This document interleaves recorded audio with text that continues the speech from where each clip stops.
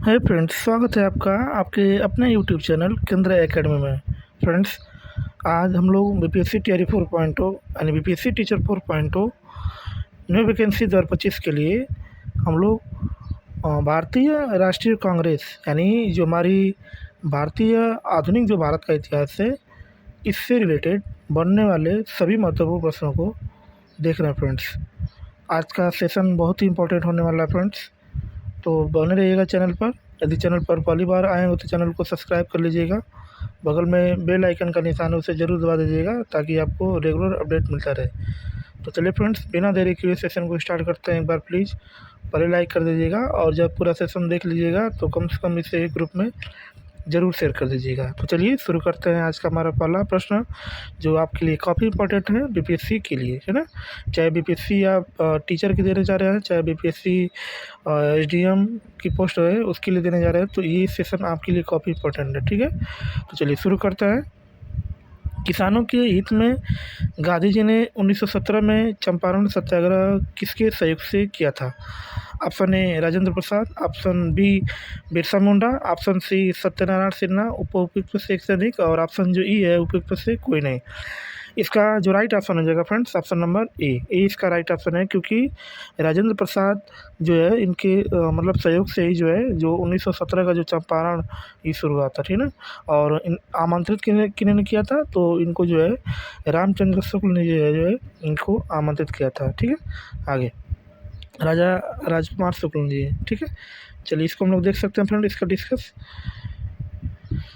मुरली भरवा ग्राम के निवासी राजकुमार शुक्ल के अनुरोध पर नील किसानों की स्थिति पर विचार करने एवं उनकी समस्याओं के समाधान के लिए चंपारण कहाँ पड़ता है, तो ये मोतिहारी जिला से आए और किसानों के पक्ष में सत्याग्रह प्रारंभ किया, जिसे चंपारण आंदोलन कहा जाता है। चंपारण जाने के क्रम में मुजफ्फरपुर में गांधी जी से डॉक्टर राजेंद्र प्रसाद की पहली बार मुलाकात हुई, जहां पर उन्होंने राज्य के कई बड़े वकीलों और सामाजिक कार्यकर्ताओं के सहयोग से आगे की रणनीति तय की। इस आंदोलन में गांधी जी के साथ कौन कौन था, तो इनमें जो है ब्रजकिशोर देसाई थे, और ब्रजकिशोर महादेव देसाई, जेबी कृपलानी और नरहरि पारेख थे, और उनके साथ और देने वाले जो है उनका नाम जो है मजहर उल हक और इत्यादि थे, और भी लोग थे। ठीक है, चलिए आगे हमारा प्रश्न है कि चंपारण नील आंदोलन के दौरान महात्मा गांधी के साथ कौन था, यानी जब चंपारण नील आंदोलन था तो इसमें से इनके साथ कौन था? तो option A Narhari Parekh, option B Mahadev Desai, और ऑप्शन सी अब्दुल बारी, और ऑप्शन डी उपयुक्त में से एक से अधिक, और ऑप्शन ई जो उपयुक्त में से कोई नहीं। इसका जो राइट ऑप्शन हो जाएगा फ्रेंड्स, ऑप्शन नंबर डी। यानी अभी अभी हमने इसके ऊपर डिस्कस किया था फ्रेंड्स कि 1917 में जो है जो चंपारण आंदोलन हुआ था उसमें जो है नरहरि पारेख थे, महादेव देसाई थे, मजहरुल हक थे, यानी आदि जो है इनके सहयोग करने वाले थे। ठीक है, अकेले ये नहीं थे। ठीक है, इसीलिए इसका ऑप्शन क्या है, ऑप्शन नंबर डी इसका राइट ऑप्शन है। ठीक है, आगे हमारा प्रश्न है, गांधी जी के विशेष रूप से चंपारण आने और वहाँ के कृषकों की दयनीय स्थिति को देखने हेतु किसने अनुग्रह किया था? बृजकिशोर प्रसाद, राजकुमार शुक्ल और सुखराम गणेश, उपयुक्त में से एक से अधिक, और उपयुक्त में से कोई नहीं। इनको जो अनुग्रह किया था उनका जो नाम है, उनको हम लोग फ्रेंड्स राजकुमार शुक्ल के नाम से उसको जानते थे, जिन्होंने गांधी जी को आमंत्रित किया था कि चलिए बिहार में देखिए किसानों की जो है क्या हालत है।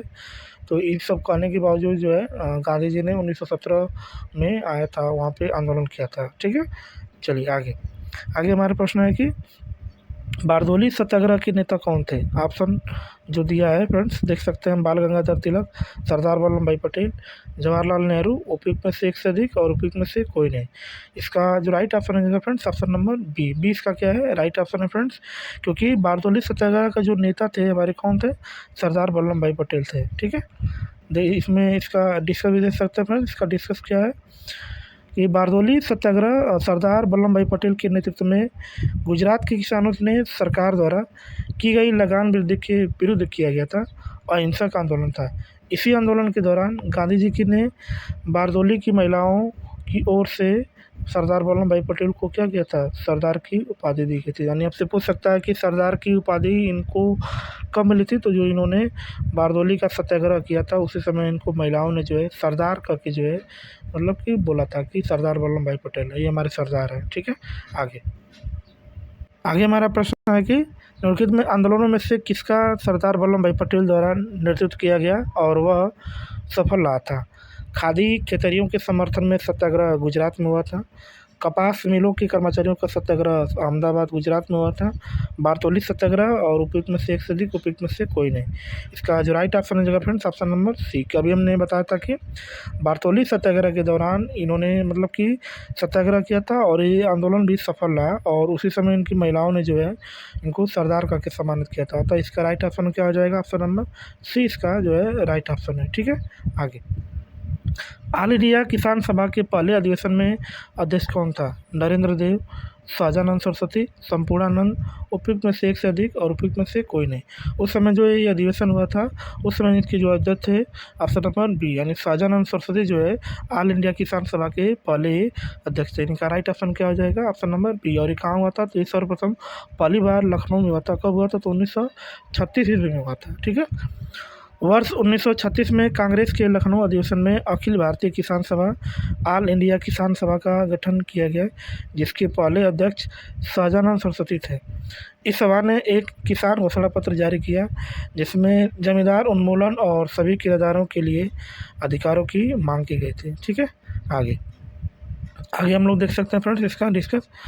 चंपारण आंदोलन के जन आंदोलन की प्रतिक्रिया में ब्रिटिश सरकार ने इस मुद्दे के समाधान के लिए कौन सा कदम उठाया था? महात्मा गांधी को चंपारण का राज्यपाल नियुक्त किया, क्षेत्र में सख्त कर्फ्यू लागू किया और मार्शल लॉ बनाया, चंपारण कृषि समिति की स्थापना किया, चंपारण को एक स्वतंत्र राज्य घोषित किया गया। तो इसमें इसका राइट ऑप्शन रहेगा friends option number C. Champaran कृषि समिति की जो है उस समय स्थापना किया गया था जिस समय चंपारण आंदोलन हुआ था। और चंपारण आंदोलन कब हुआ था?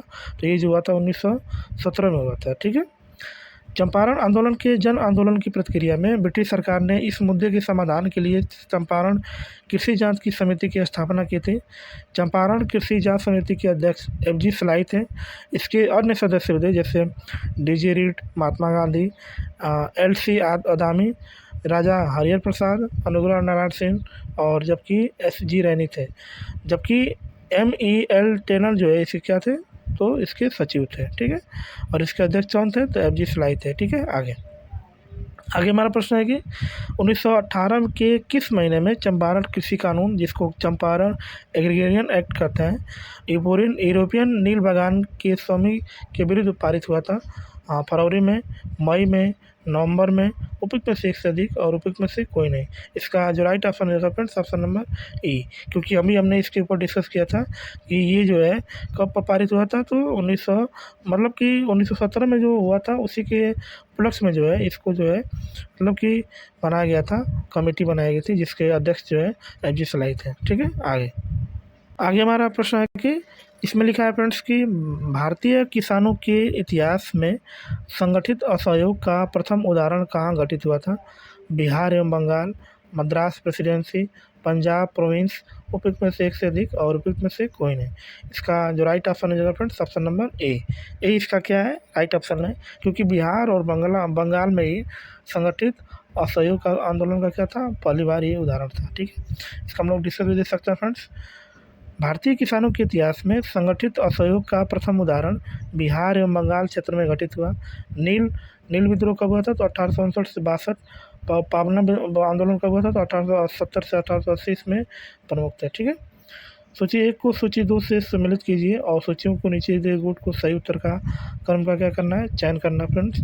इसमें सूची दिया है फ्रेंड्स, सूची 1 को सूची 2 से क्या करना है? मिलाना है। जैसे नील के पौधे का लगाने वाले का आंदोलन कब हुआ था? ये मतलब किस में कहाँ हुआ था? खेतिहर सत्याग्रह कहाँ हुआ था? कपास मिल मजदूरों का सत्याग्रह कहाँ हुआ था? और असहयोग आंदोलन को बंद करने के लिए कौन सा आंदोलन चलाया गया था? ठीक है, तो इसका हम लोग इसमें इसका जो राइट ऑप्शन रहेगा फ्रेंड्स ऑप्शन नंबर सी। इसका क्या है? राइट ऑप्शन है, देख सकते हैं फ्रेंड्स इसका, यानी पहले का चौथा है, दूसरा है और बी का कौन है? तीसरा है और सी का पहला है और डी का क्या है? चौथा। इसमें हम लोग इसका नीचे देख सकते हैं इसका डिस्कस। आपको हमने बताया था कि फ्रेंड्स कि जो नील के पौधों को लगाने वाला जो आंदोलन था ये कहाँ हुआ था? तो चंपारण में हुआ था और इसी को दूर करने के लिए जो है महात्मा गांधी जी ने जो है 1917 में जो है चंपारण आंदोलन चलाया था। ठीक है। तो उसके बाद खेतिहर सत्याग्रह कब हुआ था, तो ये खेड़ा में हुआ था 1918 में। फिर कपास मिल मजदूरों का सत्याग्रह कब हुआ था, तो ये अहमदाबाद में होता है, ये भी 1918 में हुआ था। और असहयोग आंदोलन को बंद करने के लिए कौन सा आंदोलन हुआ था, तो चार चौरी चौरा हुआ था, और ये कहाँ पड़ता है, तो गोरखपुर में पड़ता है। और ये असहयोग आंदोलन कब बंद हुआ था, तो 5 फरवरी सन 1922 ईस्वी को जो है असहयोग आंदोलन क्या हो गया था, बंद हो गया था। ठीक है। आगे आगे इसमें हम लोग देख सकते हैं 1917 में चंपारण सत्याग्रह के दौरान भारत में गांधी जी पर जीवन पर पहले प्रयास के पीछे कौन था, doctor grant, HS. Block, Irwin, उपयुक्त में से एक से अधिक और उपयुक्त में से कोई नहीं। इसका जो राइट ऑप्शन रहेगा फ्रेंड्स, ऑप्शन नंबर ई इसका क्या है, राइट ऑप्शन है। ई इसका क्या है, राइट ऑप्शन सी इसका राइट ऑप्शन है। यानी इरविन जो है ये पहले ज्ञात प्रयास के पीछे यही थे महात्मा गांधी के जीवन पर। ठीक है। चलिए इसका हम लोग डिस्कस देख सकते हैं फ्रेंड्स। गांधी जी के लोकप्रियता के कारण चंपारण सत्याग्रह के दौरान उन्हें रोकने के लिए एक ब्रिटिश बागान प्रबंधक इरविन ने कार्रवाई करने का निर्णय लिया। उसने गांधी जी को रात्रि भोज का निमंत्रण दिया, जिसे गांधी जी ने सहर्ष स्वीकार किया। इरविन के इस निमंत्रण के पीछे गांधी जी की हत्या का षड्यंत्र रचा गया था, और इसमें रसोइया बतख मियाँ ने जो है गांधी जी के जीवन की क्या था, बचाया था। तो उसी दिन इनकी मृत्यु हो सकती थी, लेकिन बतख मियाँ ने जो है इनको जान नहीं बताई थी। ठीक है। अब हम लोग फ्रेंड्स जो है इसमें देखेंगे कि कांग्रेस के पूर्ववर्ती संस्थाएं क्या थी, यानी कांग्रेस बनने से पहले इनके इससे पीछे की जो संस्थाएं थी ये कौन कौन सी थी। ठीक है। तो इससे बनने वाले प्रश्नों को हम लोग फ्रेंड्स इसमें डिस्कस करेंगे। ठीक है। ऑप्शन पहला हमारा प्रश्न है कि 1876 में इंडियन एसोसिएशन की स्थापना किसने किया था, W.C. बनर्जी, शिशिर कुमार घोष, सुरेंद्र नाथ बनर्जी, उपयुक्त में से एक से अधिक और ऑप्शन ई जो है उपयुक्त में से कोई नहीं। इसका जो राइट ऑप्शन हो जाएगा फ्रेंड्स, ऑप्शन नंबर सी इसका जो है राइट ऑप्शन है। यानी सुरेंद्र नाथ बनर्जी जो है 1876 में इंडियन एसोसिएशन की क्या किया था, स्थापना किया था। तो हम लोग इसका डिस्कस भी देख सकते हैं फ्रेंड्स। इंडियन एसोसिएशन की स्थापना जुलाई 1876 में कलकत्ता में हुई थी। इस एसोसिएशन की स्थापना सुरेंद्र नाथ बनर्जी ने किए थे, जो उस समय नरम दल के नेता समझे जाते थे। इस एसोसिएशन का उद्देश्य भारत में शक्तिशाली जनमत का निर्माण करना तथा समान राजनीतिक हितों और महत्वाकांक्षाओं के आधार पर विविध भारतीय जातियों तथा वर्गों के एकीकरण का करना था। ठीक है। चलिए आगे हमारा प्रश्न है कि मद्रास महाजन सभा की स्थापना किस वर्ष हुई थी, 1879, 1881, 1883, उपयुक्त में से एक से अधिक और उपयुक्त में से कोई नहीं। तो इसकी जो स्थापना हुई थी फ्रेंड्स, ऑप्शन नंबर 84 में हुआ था। इसमें उपयुक्त में से कोई नहीं, इसका ऑप्शन सही है। और मद्रास महाजन सभा की स्थापना जो है वो 1884 में हुआ था फ्रेंड्स। ठीक है। इसका हम लोग डिस्कस भी देख सकते हैं फ्रेंड्स। मद्रास महाजन सभा का गठन वर्ष 1884 में एम वीर राघवाचारी, बी सुब्रमण्यम अय्यर एवं पी आनंद चार्लू द्वारा किया गया, जिसका मुख्यालय तमिलनाडु में स्थित है। इस सभा का उद्देश्य स्थानीय संगठनों के कार्यों में समन्वित करना था, यानी इसका जो है ये प्रमुख उद्देश्य था। ठीक है। तो कब स्थापना हुआ था, 1884 में हुआ था। ठीक है। आगे हमारा प्रश्न है, हिंदू मेला किसने संगठित किया, राजनारायण बोस, नवगोपाल मित्र, अरविंदो घोष, उपयुक्त में से एक से अधिक और उपयुक्त में से कोई नहीं। इसका जो राइट ऑप्शन रहेगा फ्रेंड्स, ऑप्शन नंबर ए, यानी राजनारायण बोस जी ने जो है हिंदू मेला का गठन किया था। ठीक है। इसका हम लोग डिस्कस दे सकते हैं फ्रेंड्स कि हिंदू मेला एक सामाजिक सांस्कृतिक संस्था थी, जिसकी स्थापना वर्ष 1867 में गणेंद्रनाथ ठाकुर ने द्विजेंद्र नाथ ठाकुर, राजनारायण बोस और नवगोपाल मित्र के साथ मिलकर किया था। ठीक है। आगे हमारा प्रश्न